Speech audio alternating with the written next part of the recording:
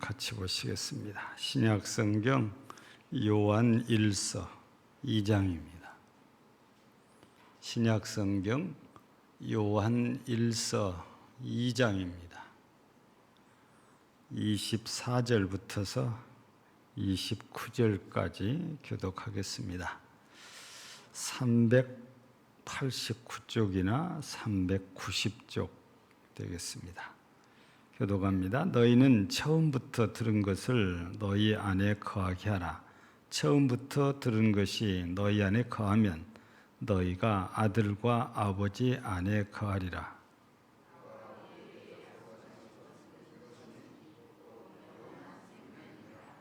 너희를 미혹하는 자들에 관하여 내가 이것을 너희에게 썼노라.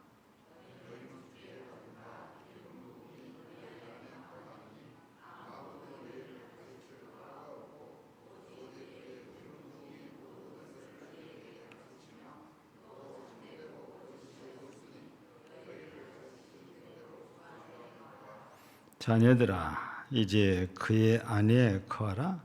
이는 주께서 나타내신 바 되면 그가 강림하실 때에 우리로 담대함을 얻어 그 앞에서 부끄럽지 않게 하려 함이라. 너희가 그가 의로우신 줄을 알면 의를 행하는 자마다 그에게서 난 줄을 알리라. 아멘.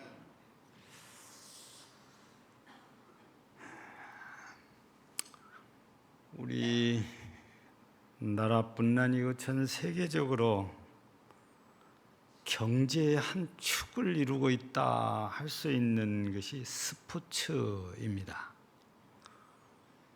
코로나 때문에 많이 위축이 되었었던 때도 있지만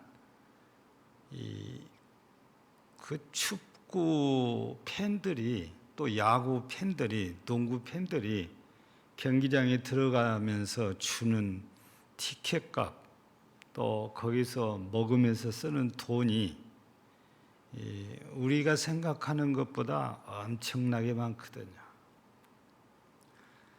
또 이제 우리 국내는 그래도 조금 싼 편이죠.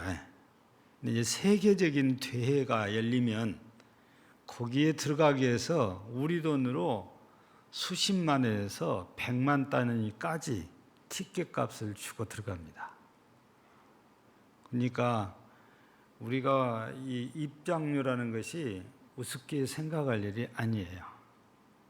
과거에 한참 잘 나갔던 이 야구 시절이 있었잖아요. 우리 쪽에서는 우리 지역의 연고를 듣다 해서 해태 타이거즈 잘 나갔을 때 여러분요, 우리 같은 사람은 안 가지만 해태 타이거즈 경기가 있으면요 직장에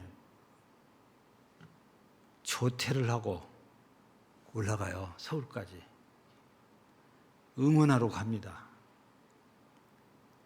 한두 명이 아니에요. 우리는 이런 걸 보면서 두 가지 생각을 해요. 하나는 그 팀이 어느 지역에 연고를 두냐에 따라서 사람들의 마음이 달라진다는 거예요. 우리는 지금은 이제 해태가 아니고 지금 기아로 바뀌었지요. 지금은 이게 옛날이 아닌데도 우리 여전히 거기에 애정을 쏟고 있어요. 예.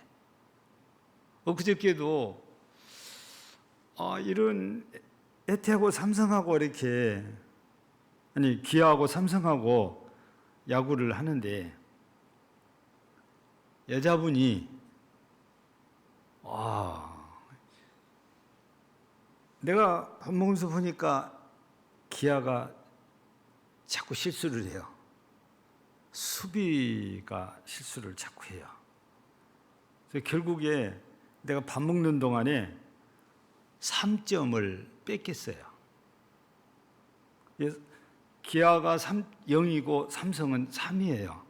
그걸 보고 밥 먹고 나왔는데 식당 아줌마가 막 울그락불그락하고 소리가 그냥 쌍소리가 나오려고 그러고 막 기아가 그냥 이게 실수를 하니까. 근데 왜 그래요? 실은 직접적으로는 아무 관계가 없어요. 다만 내가 살고 있는 전라남도에 연고를 둔 팀이라고 해서 그렇게 우리가 애정을 쏟고 있는데, 애정을 쏟는 팀이 잘하면 하늘 높은 줄 모르고 뛰고 박수치고, 지나간 사람 있으면 밥도 공짜로 주고 술도 공짜로 주고 막 그리 사람들이요. 근데 만약에 내 가족이 그 팀 야구 선수 중에 한 사람이 됐다, 그러면 더 다릅니다. 이제 이 무슨 말씀입니까? 나하고 어떤 연관이 있느냐에 따라서 우리 마음이 달라진다 그 말입니다. 신앙도 같아요. 내가 그리스도인이기 때문에 교회에 관심이 있고 주님께 관심이 있어요. 그리고 누가 우리 기독교나 교회를 안 좋게 얘기하면 괜히 기분이 나빠요. 내가 여기에 속해 있기 때문에 그래요. 근데 기독교인이 아닌 사람들은 누가 그런 말해도 그냥 아무렇지도 않게 그냥 지나갑니다. 그게 바로 나하고 어떤 관계가 있느냐에 따라서 우리 마음이 완전히 달라질 수 있는 거잖아요. 그런데 우리가 성경을 보면 우리는 그리스도 안에 있는 사람, 그리스도께 속했다고 그러잖아요. 그래서 우리가 그리스도께 속했다는 것을 요한복음 15장의 포도나무 비유를 통해서 말씀하시잖아요. 예. 나는 포도나무요, 너희는 가지니. 포도나무는 예수님을 상징하고 가지는 우리를 상징한단 말이에요. 그러니까 내가 그리스도께 속했다는 것을 포도나무를 통해서 얘기를 해주신 거거든요. 근데 거기서 보면 그냥 그리스도께 속해 있다라는 이 정도가 아니고 붙어 있어야 된다는 까지 나갑니다. 왜냐하면 실제적으로 포도나무에서 열매가 맺힐 때는 포도나무에서 나온 새순에서 꽃이 피고 열매가 맺히거든요. 그러니까 포도나무에 포도나무 가지가 붙어 있지 않으면 절대 열매는 없는 거예요. 맺힐 수가 없어요. 그래서 거기서는 한 걸음 더 나가서 붙어 있어야 된다. 그냥 단순히 나오고 그냥 어떤 관계가 맺어진 이런 정도가 아니고 정말 뗄래야 뗄 수 없는 이런 관계. 이런 관계가 됐을 때에는 우리가 더 깊이 들어가게 되고 더 내 생각이나 행동이 적극적이 되는 거잖아요. 그런데 우리 그리스도인은 예수님께 속한 사람으로서 바로 예수님께 우리가 좀 적극적이어야 되죠. 예. 오늘은 이 제목이 말씀 안에 이렇게 거하면 일어나는데, 우리 오늘 본문 24절을 이렇게 보면 무슨 말씀이 나왔냐면, 너희는 처음부터 들은 것을 너희 안에 거하게 하라 그랬습니다. 이 처음부터 들은 것이란 예수님에 대한 얘기거든요. 예수님에 대한 얘기란 복음을 말합니다. 바울 사도는 고린도전서 15장에서 부활에 대한 얘기를 하기 전에 내가 전한 복음이라고 표현을 합니다. 바울 사도가 전해진 복음을 듣고 믿으면 틀렸이 구원을 받는다는 거지요. 그리고 나서 바울 사도가 전한 복음이 뭔지 구체적으로 풀어가기 시작하는데, 그게 첫 번째 죽음이에요. 성경대로 죽으시고 그럽니다. 두 번째 부활이에요. 성경대로 부활하셨다는 겁니다. 그리 해놓고 부활에 대한 얘기를 보다 더 자세하게 풀어가고 있는 것이 고린도전서 15장. 그래서 우리가 고린도 15장을 부활장이라고 제목을 붙여서 부르고 있는 거거든요. 성경 가운데 가장 부활에 대해서 길게, 자세하게, 정확하게 말씀해 주시는 것이 고린도전서 15장이니까요. 우리는 거기에서 가장 중요한 게 예수 그리스도예요. 그 예수 그리스도의 죽음과 부활이란 말이지요. 오늘 본문에서 처음부터 들은 얘기가 뭐냐? 바로 이 복음 자체이신 예수 그리스도의 십자가의 죽으심과 그리고 사흘 만에 부활하셔서 승천하셨다는 얘기거든요. 이게 바로 주님이 처음에 우리에게 주신 말씀이에요. 그래서 내 말씀이 내 안에 거하면 그런 거죠. 바로 이 주님의 말씀인데, 주님의 말씀이 곧 주님이잖아요. 왜냐? 요한복음 1장에서 보면 1절에 태초에 뭐가 계시니라 그래요? 말씀이 계시니라 그래요. 말씀이 그리스도단 말이에요. 그러니까 우리 주님께서는 태초에 말씀으로 계셨다는 사실이거든요. 그러니까 처음부터 우리가 들은 것, 그 말씀은 예수에 대한 말씀이다 그 말이지요. 그래서 이런 예수 그리스도에 대한 말씀을 우리가 처음에 들은 대로 그대로 믿고 따르면은 하나님께서 우리에게 어떤 은혜를 주시는가 했을 때 첫 번째가 24절 뒷부분 끝자락에 뭐라고 되어 있냐면, 너희가 아들과 아버지 안에 거하리라 이렇게 되어 있습니다. 여러분, 우리가 생각할 때 아버지가 먼저 나와야 될 것 같아요? 아들이 먼저 나와야 될 것 같아요? 일반적으로 보면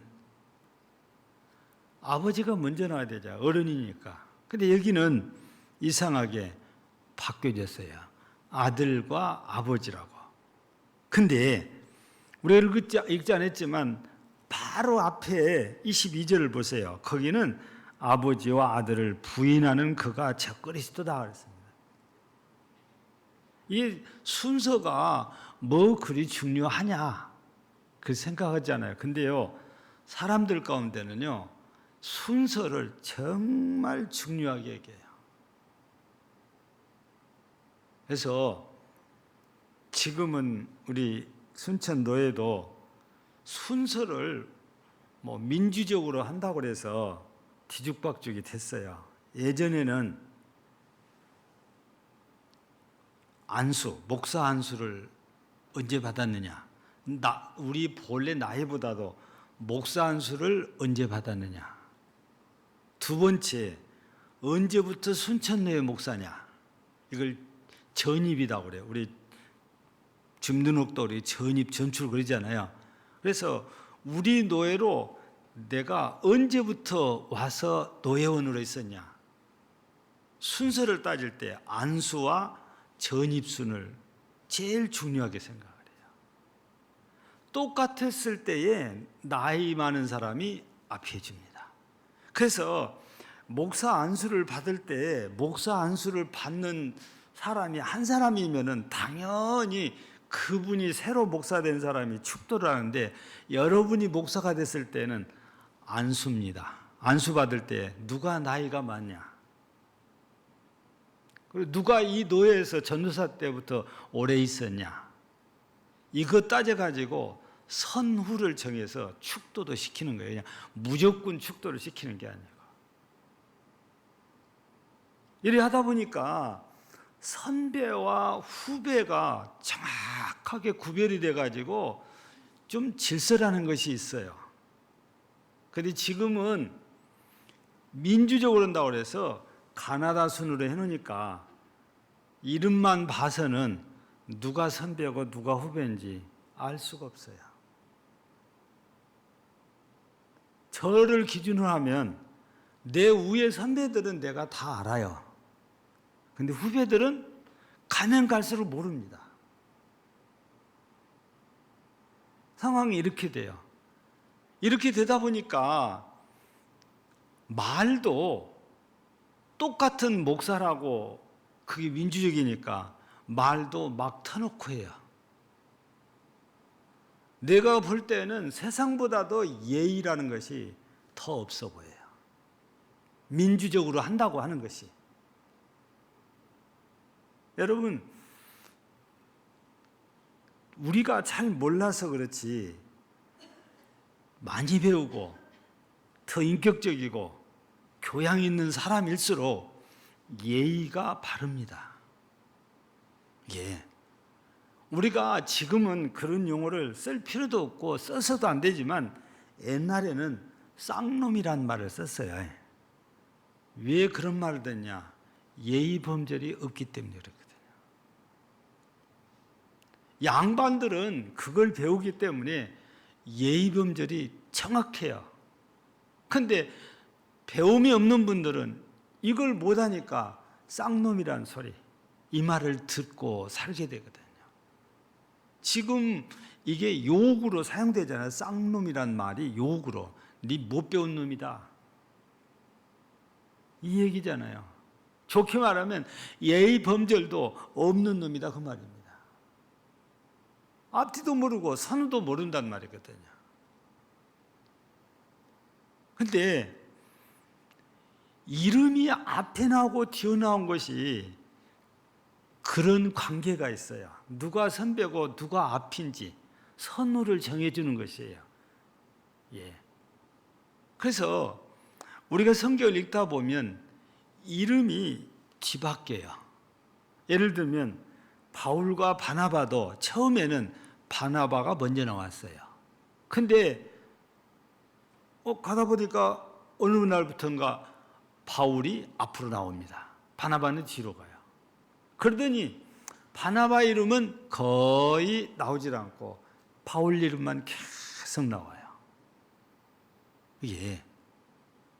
왜냐하면 이게 뭘 의미합니까?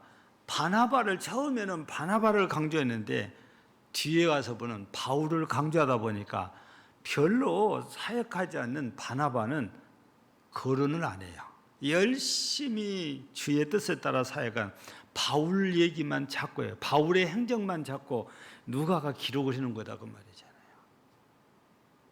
뿐만 아니라 이 바나바와 바울도 그렇지만 바나바와 바울에게 있어서 정말 충성했던 사람들 얘기가 로마서 16장에 쭉 소개되는데 약 30여 명이 소개되거든요. 그 중에 아굴라와 브리스길라, 부부입니다.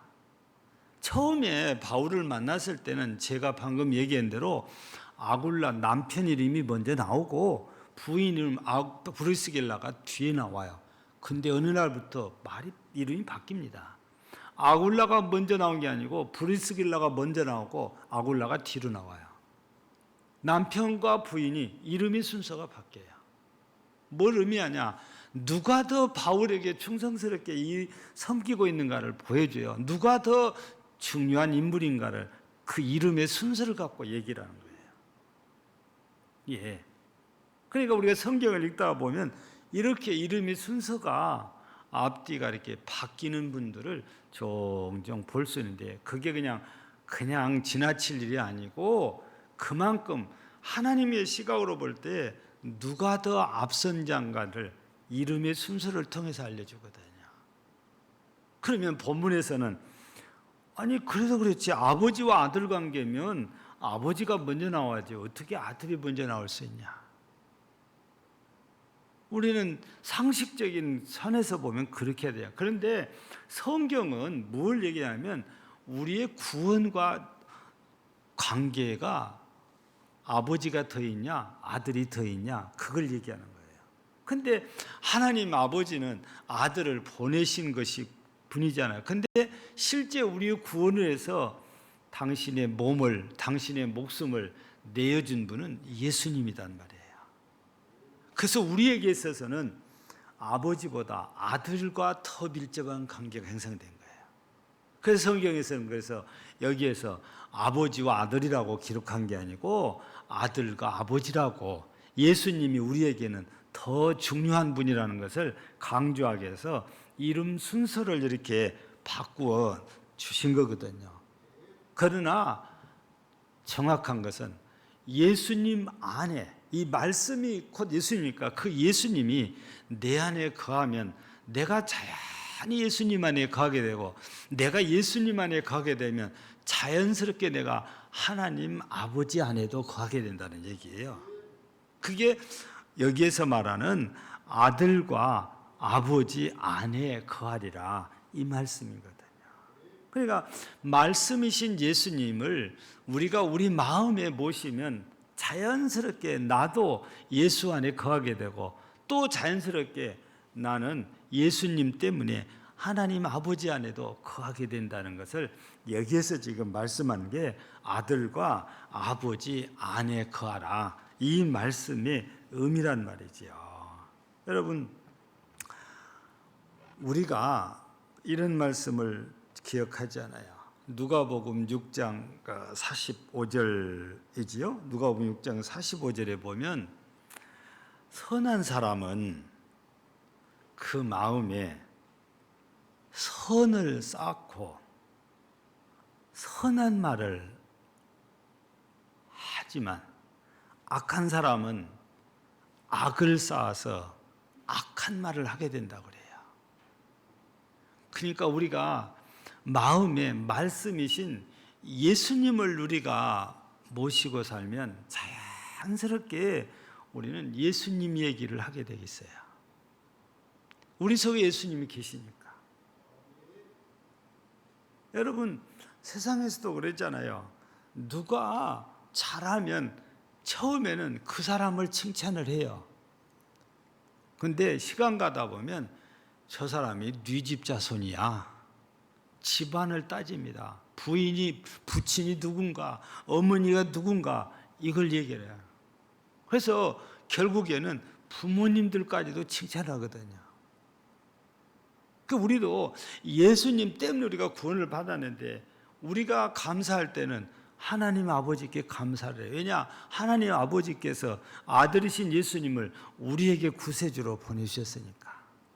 그래서 우리는 예수 안에 거하게 되면 자동으로 아버지 하나님 안에도 거하는데, 우리와 직접적인 관계가 예수님과 이어졌기 때문에 여기에서 아버지와 아들이 아니고 아들과 아버지 안에 거하라고 이렇게 우리에게 말씀을 주신 것이다, 이 말씀입니다. 두 번째는 우리가 이 말씀을 또 쭉 이렇게 읽어가다가 보면은 어떤 얘기가 소개되냐면은 25절에 그가 우리에게 약속하신 것은 이것이니 곧 영원한 생명이니라, 이렇게 됐습니다. 여러분, 예수님이 내 안에 거하면, 즉 예수님의 말씀이 내 안에 거하면은 우리가 이렇게 구원받는다고 우리는 확신을 한단 말이에요. 그런데 구원받는다는 것을 달리 표현하면 영생을 얻었다는 거잖아요. 예. 여기서 영원한 생명을 얻었다는 이런 말씀이거든요. 그런데 우리가 이 구약에서 보면은 하나님께서 이 직접 바로 주신 게 아니고 약속으로 주십니다. 그래서 아브라함을 여러분들이 잘 생각해 보세요. 하나님께서 12장에서 보면 세 가지 약속을 하잖아요. 그렇죠? 세 가지 약속. 첫째가 뭐예요? 첫째가 뭡니까? 이름을 창대하게 했다는 거예요. 두 번째는 자손이 번창했다는 거예요. 세 번째는 네가 복이 되게 했다는 것입니다. 근데 그 약속인데, 그 복인데 약속이에요. 당장에 주신 거 아니에요. 아브라함이 아들 준다니까 줘가지고 기다렸는데 10년이 돼도 안 주시잖아요. 그러니까 어떻게 해요? 집에서 기르는 종이에요, 종. 자기 집에서 태어나서 자란 종인 엘리에서를 상속자로 삼겠다고 그랬잖아요. 그 우리 하나님께서 안 돼, 네 몸에서 태어난 자라 돼. 그래서 자기 부인 사라의 말을 듣고 사라의 몸적인 하갈과 동침해서 얻은 날이 이스마엘이에요. 하나님께서 약속하신 게 이 아들인가 보다 하고 이스마엘을 상속자로 삼으려고 그러니까 하나님께서 아니야, 그 애가 아니야, 약속대로 받은 아들이야 돼요. 하나님이 약속하신 아들은 이스마엘이 아니었다고 말했잖아요. 하나님이 약속하신 아들은 첩에서 난 아들이 아니고 본처에서 난 아들이어야 된다는 말이죠. 그게 사라를 통해서만 얻은 아들이어야 됐어요. 근데 그게 25년 만에 이삭을 얻게 되잖아요. 그러니까 하나님께서 주신 것들은 처음부터서 그냥 여기 있다고 그냥 가져가라고 우리가 그냥 돈 주듯이 주는 게 아니고 약속으로 주십니다. 근데 우리가 영적인 구속사적인 관점에서 보면 이런 모든 약속들이 누구를 가리키고 있냐? 메시아이신 예수님을 가리키고 있거든요. 그러니까 구약 성경에서는 보면 모두가 예표라고 그림자라고 모형이라고 그렇게 하잖아요. 예수님에 대한 예표, 예수님에 대한 모형, 예수님에 대한 그림자라고. 심지어는 유월절 어린 양도 예수님을 예표하고 있는 거예요. 그런데 신약 시대에 와서 보니까 그동안 구약 시대에 약속으로만 주었던 메시아가 실제로 와요. 실제로 오셔서 십자가에서 우리의 모든 죄를 담당하시고 죽어주십니다. 그리고 우리 죄를 다 사해 주시고 하나님께서는 이걸 빌미로 해서 우리를 죄인이다 그렇게 한 거고 너희 이제부터 의인이다 이렇게 인정을 해주시나. 이때부터서 의인으로 인정받는 이때부터 우리가 얻은 게 영생이라는 거거든요. 영원한 생명. 예. 왜? 그때부터서 우리가 예수 안에, 예수님이 내 안에 거하게 되니까. 이게 우리가 예수님과의 맺은 관계가 그렇게 됐어요. 그래서 우리가 말씀이신 예수 안에 거하게 되면 자연스럽게 아버지 안에 거함과 동시에 우리는 아버지가 그동안 약속해 주신 영원한 생명 얻는 거잖아요. 이 영원한 생명 얻으면 어디로 갑니까? 하나님의 나라로 가잖아요. 그게 예수님을 통해서 이루어지기 때문에 우리가 말씀이신 예수를 우리가 모시고 살면 자연스럽게 나도 예수 안에 그리고 아버지 안에 가면서 영생을 얻게 되고 영생을 얻게 되니까 하나님의 약속대로 하나님의 나라에 들어가서 복락을 누리게 된다는 말씀이에요. 그러니 24절에서 처음부터 들은 것, 즉 예수님에 대한 얘기를 해요. 예수님을 우리 마음에 잘 모시고 살면 자연스럽게 예수 안에 거하게 되고 아버지 안에 거하게 되고 영생을 얻게 된다는 이 진리를 여기에서 말씀하죠. 그래서 오늘 말씀 가운데 보면 주 안에 거하라, 너희 가르치신 그대로 주 안에 거하라, 자녀들아 이제 그 안에 거하라. 27절, 28절 말씀에서 반복적으로 얘기를 하는 거예요. 우리 예수님을 우리 안에 예수님 말씀을 거하게 하면 그러는데 표현이 그 안에 가라는 것은 우리 예수 안에 가라는데 우리가 처음에 소개한 대로 요한복음 15장 말씀 가운데 7절을 보면 내 말이 너희 안에 그리고 너희가 내 안에 거하면 무엇이든지 구하라 그러면 다 이루리라 그래요. 그러니까 내가 예수 안에 예수님이 내 안에 거하면은 우리가 주님과 함께한 임마누엘이 진정한 임마누엘이 이루어져서 뭘 구하든지 다 이루어 주시겠다는 거잖아요.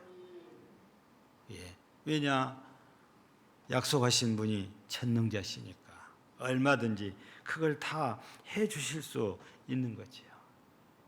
지금은 육신으로 오셨다가 십자가에서 죽으시고 부활하셔서 승천하신 그 주님과 우리가 함께 있는 것이 아니고 그 주님이 약속해서 보내주신 보혜사 성령과 함께 우리가 하고 있는 거지. 그러니까 하나님 아버지가 약속하신 그 임마누엘이라는 것이 첫째는 육신으로 입고 오신 초림하신 예수님이 진짜 이 땅에 오셨으니까 임마누엘이라는 이름을 얻었어요. 그런데 지금은 그 임마누엘이 성령으로 말미암아 우리와 교통하게 되고 우리가 주 안에, 그분이 우리 안에 거하게 되고, 우리가 성령 충만을 그렇게 사모하는 것이 성령이 내 안에 강력하게 역사해 달라는 거잖아요.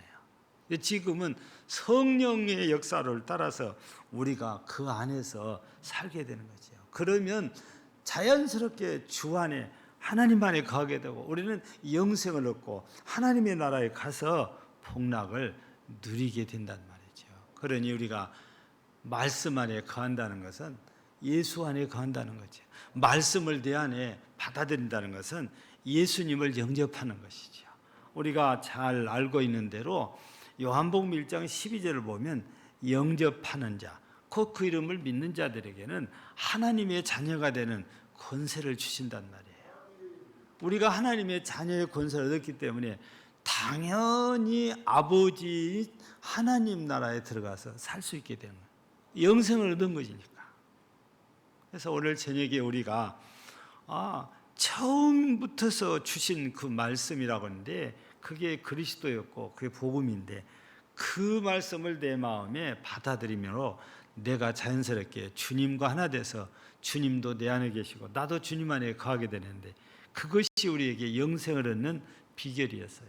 하나님은 이 길을, 이 방법을 통해서 우리를 구원하사 하나님의 나라를 기업으로 주시고 우리가 영원히 그곳에서 살게 해주셨지요.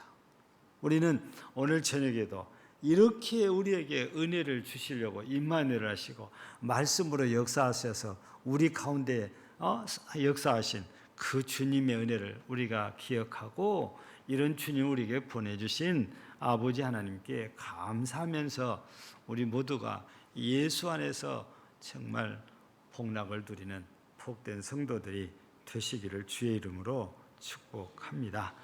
거룩하신 우리 하나님 아버지, 감사합니다.